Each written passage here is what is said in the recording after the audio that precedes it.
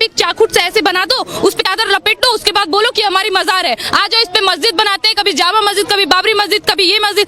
ऐसा थोड़ी होता है सर। मतलब कि आप चौड़ा सा सीमेंट डाल दें और बोलेंगे आप ये हमारा मजार है, अब यहाँ मस्जिद बनाएंगे, और रेलवे लाइन के बीच में आप मजार डाल दें और आप वहाँ मस्जिद बना लेंगे। ऐसा नहीं होता है। जो जहाँ मिलना था साक्ष्य मिल गया, अब आप घंटा नहीं कुछ उखाड़ सकते हैं। जो वहाँ पे असलियत निकलना था निकल चुका है। लेकिन बात ये आती है कि जिस तरह से शिवलिंग मिला है, शिवलिंग को लेकर ओवैसी साहब के जो बयान अभी फिलहाल आ रहे हैं कि बाबरी मस्जिद खोया, अब ज्ञान वापी नहीं खोएंगे। अच्छा, मतलब मैंने आपको उस दिन भी बोला था ना, बाबरी मस्जिद खोया, हमने अपनी बाबरी मस्जिद खोया। आप बाबर की पैदाइश है सर, आप बाबर को अपना कह रहे हो, आप बाबरी मस्जिद को अपना कह रहे हो। शर्म नहीं आ रही आपको? कौन था बाबर? आप उसे अपना कह रहे हो, आप उसे अपना पूर्वज घोषित कर रहे हो। बाबर, औरंगजेब, अकबर को आप अपना पूर्वज।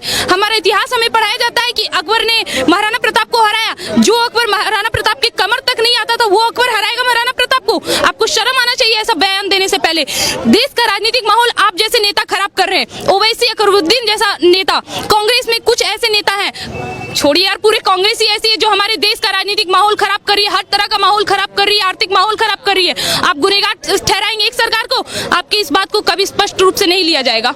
लेकिन एक बात ये आती है कि जिस तरह से कोर्ट में दोनों जगह मुकदमे हैं, ज्ञान वापी की अगर बात करें, लोअर कोर्ट में भी है, सुप्रीम कोर्ट में भी बहस चल रही है कि इसको रोका जाए।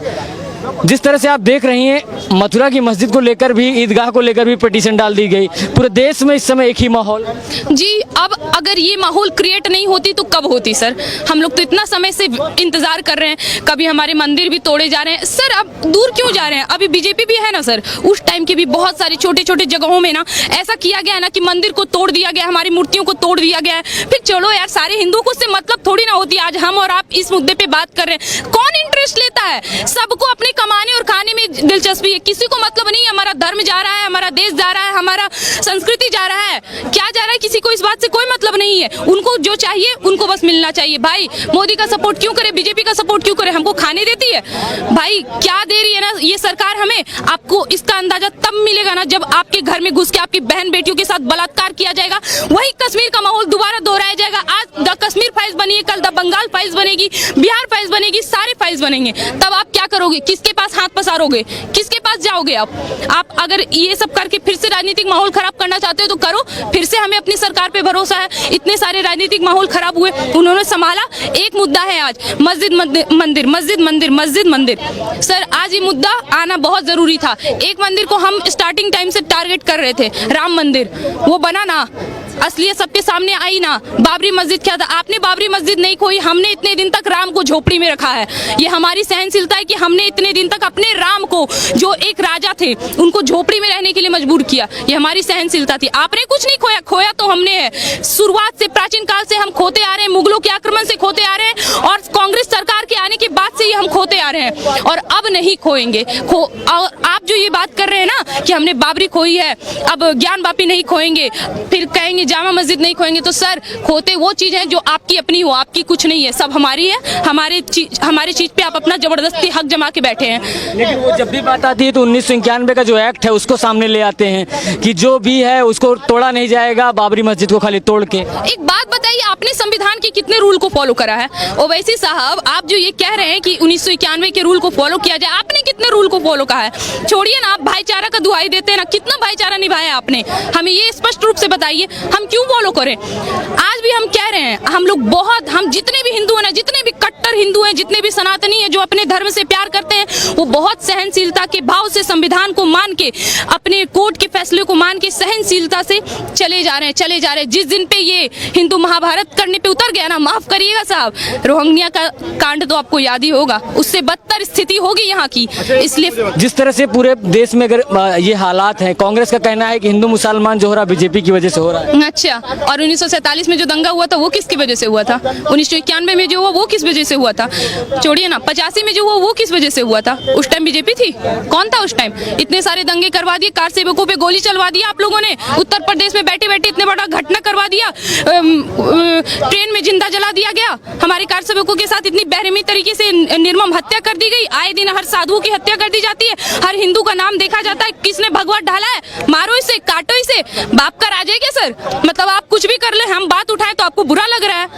ऐसा थोड़ी होगा। ओवैसी साहब के भाई हैं, अभी आपने कहा बाबर और औरंगजेब की बात, तो वो तो औरंगजेब की चादर चढ़ाने जाते हैं औरंगजेब की दरगाह पे। हाँ जी जी जी जी। और वो लोग हमें ये बताएंगे कि बीजेपी जो है वो दो पक्षों को लड़ाने का कोशिश कर रही है।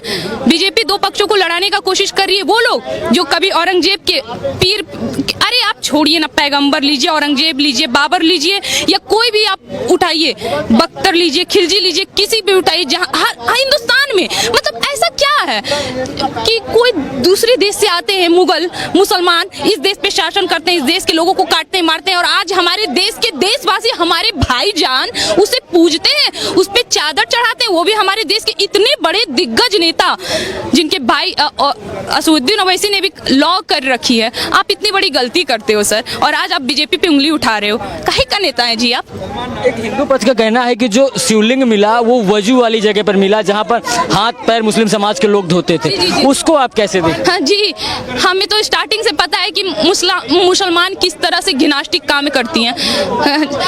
हम गाय को रोटी खिलाते हैं, वो गाय के साथ रोटी खाते हैं। सर हम में जमीन और आसमान का अंतर है, इस तरह से थोड़ी ना होगा। जहाँ हमारा सर ये बात तो तय है, उन्हें तो पता है कि अंदर है, शिवलिंग तो है, हमारा अस्तित्व तो अंदर छुपा हुआ है, इस वजह से वो ऐसी नीच हरकत करते थे। ठीक उसी तरह जिस तरह पृथ्वीराज के अस्थि पर वो लोग जूता मारने के बाद अंदर जाते थे, ठीक वही स्थिति आज यहाँ करते थे। आज तो यहाँ हमारी सरकार ने सच्चाई सामने ले आया है। अभी ना जाने ऐसे कितने मस्जिद हैं जिसको खोलना बाकी है, और अभी एक एक करके सारे मस्जिद खोले जाएंगे और सबका अस्तित्व सामने आएगा, सबकी सच्चाई सामने आएगी बहुत जल्द। बहुत जल्द। एक सवाल और ले लेता हूँ। एक बात ये बताइए, जिस तरह से अगर मैं बात करूँ बाबरी मस्जिद की बात करें या ज्ञान वापी की बात करें, ज्ञान वापी में जो शिवलिंग निकला, नंदी को अगर हम समझे तो क्या नंदी को शिव मिल गए? जी बिल्कुल बिल्कुल, नंदी की इंतजार खत्म हुई, नंदी को शिव मिल गए। वो बता रहे थे कि हमारे शिव हमारे साक्षात यहाँ बैठे हुए हैं। अब हमें इंतजार मत करवाइए। जिस तरह से राम जी ने इतने सालों तक, वर्षों वर्ष तक इंतजार करा है, अब हमें इंतजार नहीं करना। अब हमें हमारे शिवलिंग दे दिया जाए। और यही हुआ है कि अब नंदी का इंतजार खत्म हो गया, उनको उनके शिव मिल गए, हमें हमारा धर्म वापस मिल रहा है। इससे बड़ी खुशी की बात कोई नहीं है हमें। लेकिन जब ये बातें उठाई जाती हैं तो कह दिया जाता है कि पुरानी इमारतें हैं, क्यों तोड़ा जा रहा है, उसको वैसे ही रहने दिया जाए। अच्छा पुरानी, कितनी पुरानी है सर? ये कितनी पुरानी इमारतें हैं? मतलब कि क्या प्राचीन काल से ज्यादा पुरानी इमारतें हैं क्या? एक बार खगोलिए ना जरा, आपको भी पता चलेगा कि प्राचीन काल में कैसे कैसे भव्य मंदिर तैयार हुए थे हमारे देश में। ऐसे भव्य मंदिर जिसकी कल्पना आज कर नहीं सकते, ऐसे मंदिर जो हमारी जमीन पे नहीं सटे फिर भी आज उसी तरह मौजूद है। हमारी भव्य मंदिर की तुलना आप करेंगे इस मस्जिद से? ये आप तुलना करेंगे कि ये पुराने थे, ये मस्जिद पुराने थे, तो हमारा मंदिर का तो ना कोई आदि है ना कोई अंत है। आप ये भी नहीं पता कर सकते कि कब बनी है। आपको आज इस देश में अगर रहने भी दिया जा रहा है ना, बहुत बड़ी बात है। और उससे भी बड़ी बात ये है ना कि देखो आप बेशर्मी के साथ इतने सब कुछ खुल के कह सकते हो, जितने खुल के आप कह ले रहे हो ना उतने कोई नहीं कह सकता। हिंदू अगर कह देना, आश्रम बनती है हम लोगों पे मूवी, शादी तो ये तो वो बना के दिखा इन पे मदरसा, फिर देखो कैसे कट कट करके आपको मिलेंगे। मदरसा क्यों नहीं बनाई जाती है? यहाँ पे तो हर तरह से आप घेरना चाहोगे ना सर, तो हमारे देश में अभी जो जो चीज हो रहा है ना सब घिर सकता है। घिरा ना अभी बॉलीवुड, सारे कामों का जड़ तो वही है बॉलीवुड, ओवैसी, चाहे वो डॉन, अंडरवर्ल्ड डॉन, सबका तो वही हाथ है सर। वहीं आके सब रुकते हैं, वहीं आके अपना डंक फैलाते हैं। कहते हैं कि शिवलिंग नहीं फव्वारा है, कैसे दिखती? सर उनका कहने का काम ही है। अभी तो ये क्या नाम है, मुक्ति भी कह रही थी, ओवैसी भी कह रहे थे, उनका भाई भी कह रहा था, सबका काम है कहो फव्वारा है। आपने बोला हमने मान लिया, चलो कोर्ट का फैसला नकारो, और क्या कह सकते हैं? नकारो, दंगा करना है करो, तुम्हारा तो यही काम है भाई। अगर कोई हमारे फैसले आ गया तब तो जयकार है सबकी, इंशाअल्लाह सारे काम हो गए इंशाअल्लाह। अब देखो राम का नाम लेकर सारा काम कैसा होता है, जो सच्चाई है वो सामने आएगी। और हमें बहुत ही फक्र है हमारी सरकार पर कि ऐसी सरकार आई है जो हमारे हिंदुओं का पक्ष ले पा रही है, हमारे बारे में सोच रही है, हमारा धर्म वापस से हमें लौटा पा रही है। हमें गर्व है अपनी पार्टी पर भी। और माफ करिएगा आपका जो ये सब बयान चल रहा है ना, राजनीतिक माहौल, हमारे देश का राजनीतिक माहौल खराब करने का, और ये सब जो आलतू फालतू के बयान चल रहे हैं, ये सब गलत है, ये सब कुछ गलत है।